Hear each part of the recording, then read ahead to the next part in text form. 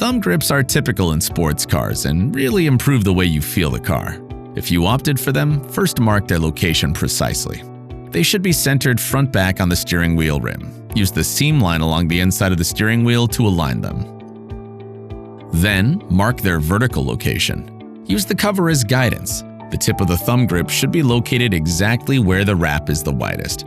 Pinpoint thumb grip position using the bulge on the wrap as guidance and holding the thumb grip with one hand, draw an outline around it with the pen.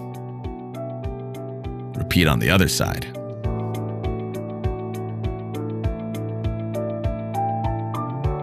Now, glue the thumb grips to the wheel in marked areas.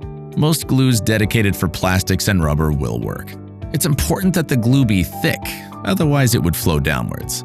We recommend epoxy glue you can buy at your local hardware store. Make sure to follow instructions on container in regards to application and curing time. Once the glue has fully cured, finish the area around the thumb grips for a smooth transition between them and steering wheel rim. Plastic putty is best for this application, easy to spread and to finish. Apply it around the thumb grip with a bit of excess that you will later sand down to create the final shape. Let the putty cure according to the instructions on the container.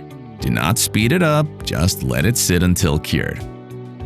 Putty with a very quick cure time will be difficult to apply as it may harden before you're done. Ideal cure time is around 15 minutes, so take that into account while shopping for the putty. Next, sand it down for a smooth finish with 80 to 100 grit sandpaper. Make the thumb grip flush with the steering wheel rim. Once you can feel a nice, smooth, even surface while rubbing it, no ridges, bumps, and valleys, you're done. Now, clean the wheel from all the sanding dust and degrease it properly.